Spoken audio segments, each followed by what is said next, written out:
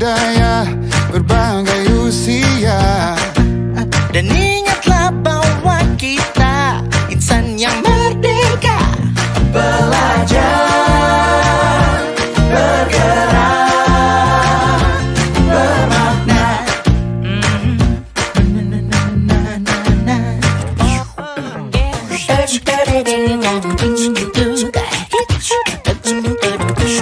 Semua murid, semua guru, semua murid, semua guru, semua murid, semua guru, semua murid, semua guru, semua murid, semua guru, semua murid, semua guru, semua murid, semua guru, semua murid, semua guru, semua murid, semua guru, semua murid, semua guru.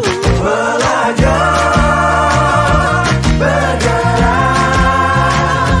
semua murid, semua guru.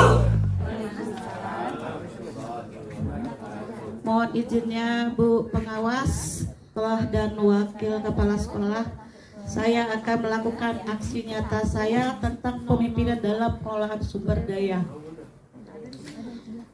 Ini merupakan aksi nyata saya bersama Bu Mary. Namun kami mengerjakannya ini karena sesuai asetnya bersama. Hanya saja saya memaparkan sedikit mengenai aksi nyata saya, di mana tujuan pembelajaran khusus yang akan kami lakukan. Yang pertama, bahwa saya CGP besar kasih gimana?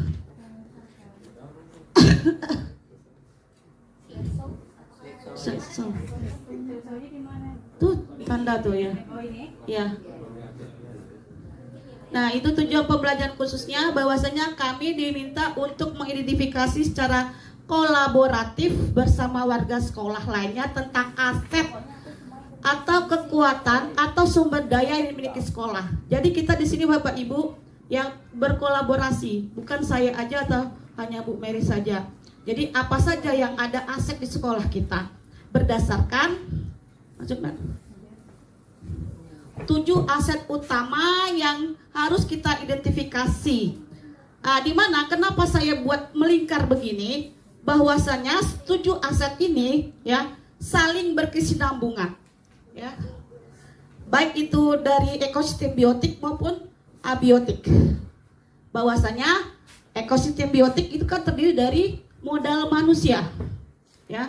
Modal manusia yang ada pada diri kita, sebagai guru dan murid dan seluruh GTK beserta warga yang ada di sekitar SMA Dharma Pendidikan, seperti penjaga kantin, terus kemudian satpam, dan lain-lainnya. Nah, itu merupakan aset dari aset utama manusia, yaitu ekosistem biotik. Sedangkan yang abiotiknya masih tadi, yaitu dari berbagai macam modal sosial, lingkungan alam, modal finansial, ya. Nah,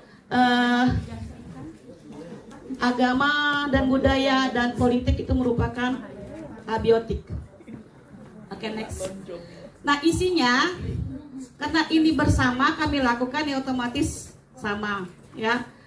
Jadi Bapak Ibu berdasarkan yang telah dirancang kami, masing-masing kami berbeda. Jadi diminta Bapak Ibu untuk memberikan saran atau masukan untuk tugas aksi nyata kami ini, masalah tentang aset yang ada di sekolah kita. Bu Mary, karena kan sama. Oh iya, karena sama. Oh iya. Jadi Bapak Ibu, karena memang kita sekolah yang sama, tentunya kita punya aset yang sama. Jadi mungkin tidak perlu diulang lagi ya Bu Yun ya. Oke, dokumentasi juga sudah diambil. Nah, sekarang kita ke forum diskusi Bapak Ibu dan Bapak Kepala Sekolah, Ibu Pengawas, kita sama-sama sebagai warga sekolah. Apakah ada saran, ide atau gagasan dari Bapak Ibu yang mana yang aset yang ditampilkan tadi ternyata masih ada aset yang belum diberdayakan atau yang masih yang masih akan kita eksplor lagi. Untuk pertanyaan pertama dulu Bapak Ibu dipersilahkan. Babe tadi. Hanya aja Robi. Tadi mau Robi. Ini udah tahu dana bosnya dirinci lagi, bos nas. Iya gitu. Pakai apa? Tadi kamu Kalau misalnya pun ada yang tidak sesuai tadi boleh juga Bapak, oh ternyata Bu Mary kemasukan saya itu tidak masuk ke sini atau itu menyalahi gitu, boleh juga Bapak Ibu ya. Heeh. S2-nya kurang di Robi. S2 satu orang. Pandang satu. Ibu. Ya silakan Pak Wakil Sapras. Pras kita Pak Parsino, silakan Pak. Kalau S2 Robi yang ini. Assalamualaikum warahmatullahi wabarakatuh. Baik, untuk menyingkat waktu saya langsung saja Bu. Ini masalah aset sekolah ya. Yang perlu saya koreksi Bu, saya koreksi sedikit saja Bu Mary. Ya Bu Mary, Bu Mary, saya koreksi sedikit Ya. yang Ibu tampilkan tadi. Ganti dulu ini ada yang di mananya Pak? Untuk modal setelah manusia apa Bu tadi Bu? Sosial. Fisik ya? Ruang kelas Bu. Ruang kelas kita itu sesuai Dapodik sebenarnya ada 19 ruang Bu. Ya, dibuatnya 18. Yang labor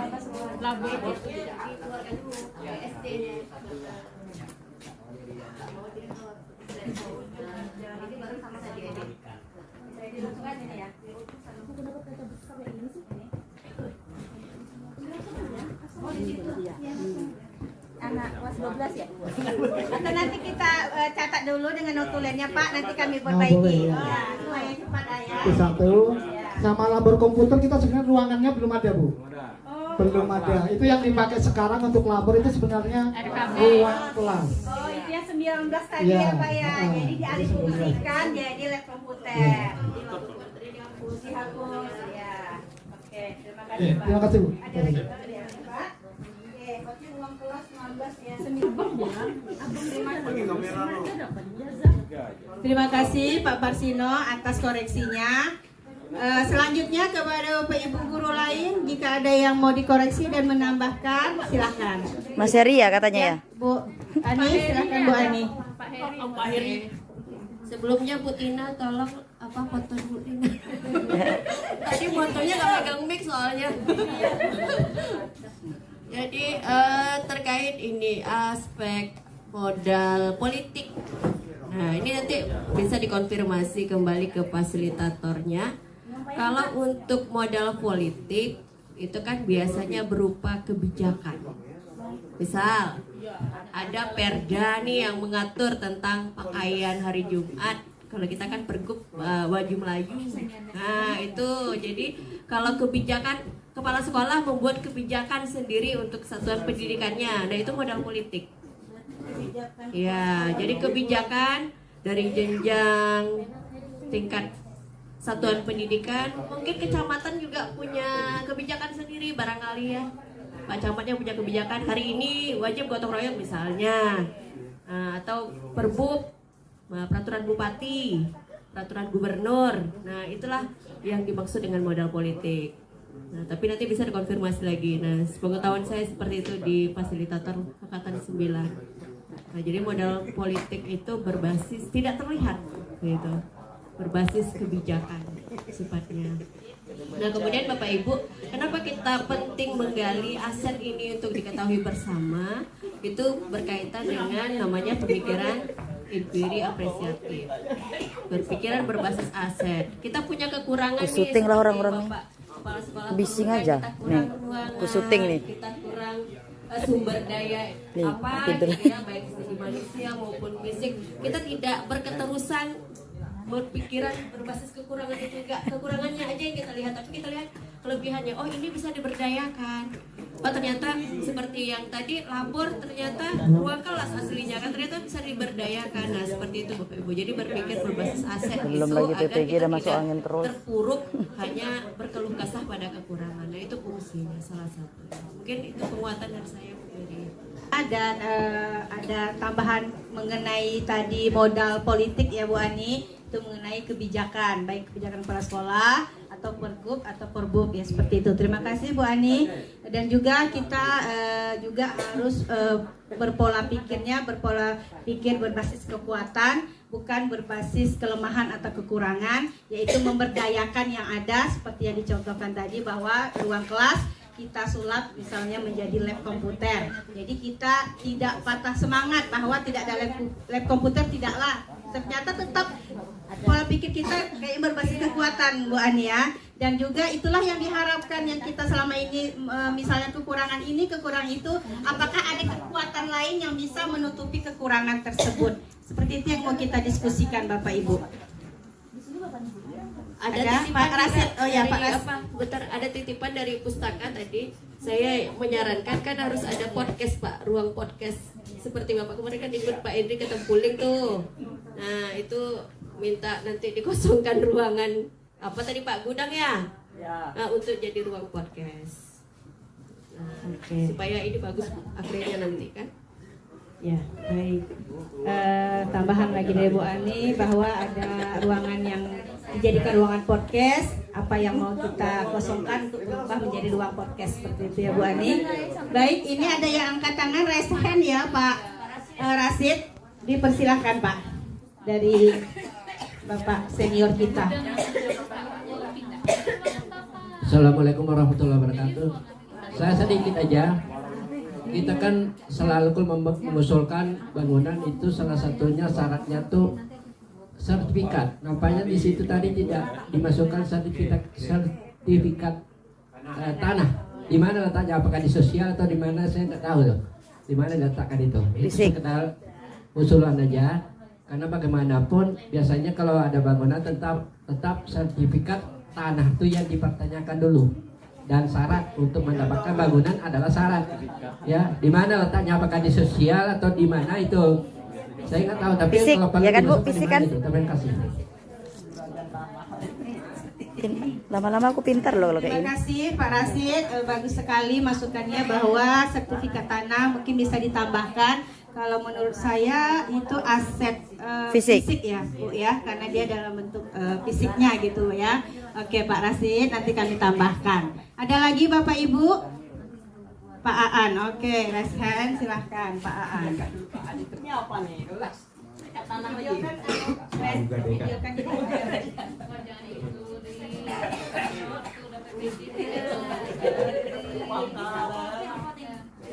Assalamualaikum warahmatullahi wabarakatuh. Ini kan menyangkut aset nih. Nanti yang Ibu buat ini ada pengaruhnya, ada dampaknya nggak langsung secara kebijakan di luar nanti? Nggak ada ya? Oh hanya tugas. Karena takut juga saya, karena di situ ada kebun sekolah. Nanti dimintanya pula pajak. Ya, kayak kantin Bu, kayak kantin. Itu kan kita dipaksa untuk 2 kantin. Masalahnya kan yang sewa cuman berapa, kemudian hutang material belum selesai. Sementara kita bayar pajak store ke sana kan tiap bulan. Saya takutnya itu saja. Kemudian untuk tadi ada kebun sekolah, sebetulnya itu bisa untuk sebagai laboratorium apa namanya? Alam ya, laboratorium kita untuk seperti prakarya, bisa untuk kewirausahaan dan sebagainya, itu sebenarnya bisa. Itu saja. Kalau nggak ada dampaknya nggak apa-apa, takutnya nanti itu malah ada dampaknya. Enggak ya. Habis nanti.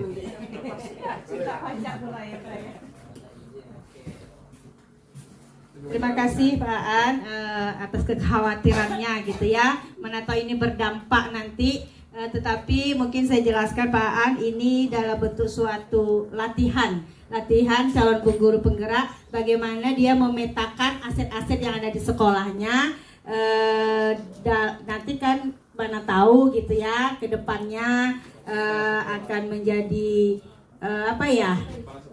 Nah mungkin seperti itu ya gitu ya Pak ya, hanya ajang latihan saja untuk memenuhi tugas di LMS-nya Pak Aan, seperti itu. Oke Bapak Ibu, apakah ada lagi? Habis. Yang mau kita diskusikan?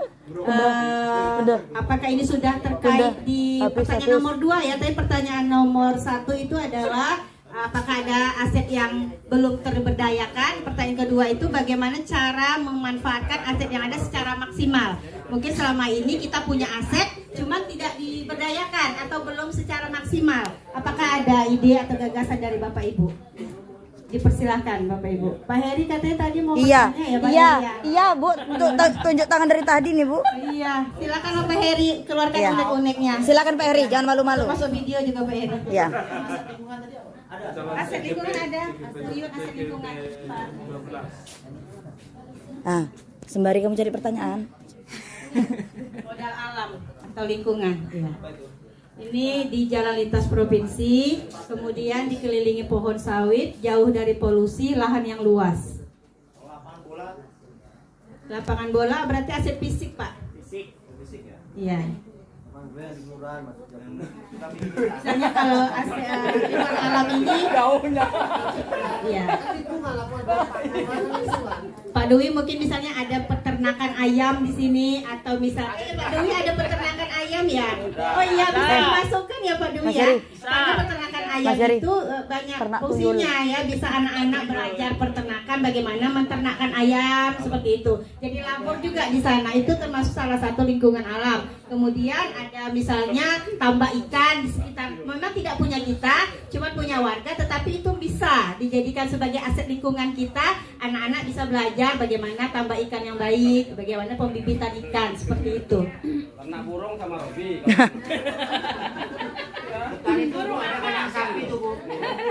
Ada peternakan sapi ya di sana Pak ya? Nah, pemupukannya gitu ya, pupuk dari kotoran sapi bisa dijadikan pupuk. Bagaimana pengolahannya gitu ya Pak? Ada pengolahan nanas. Kemarin kita sudah diskusi dengan dengan Pak Kepsek mana Pak ya, pengolahan nanas yang ada dibuat di Kemarin ada kita ditawari dengan pertanian tentang pengelolaan nanas. Itu peralatannya lengkap, ada bantuan dari pusat kalau nggak salah di sebelah sana di lingkungan sekolah kita. Nah itu kemudian nanti kita bisa memanfaatkan tentang alat-alat itu cuman kita menyediakan bahan saja. Nanti mungkin di dana bos nanti bisa Pak untuk praktek sana. Oke.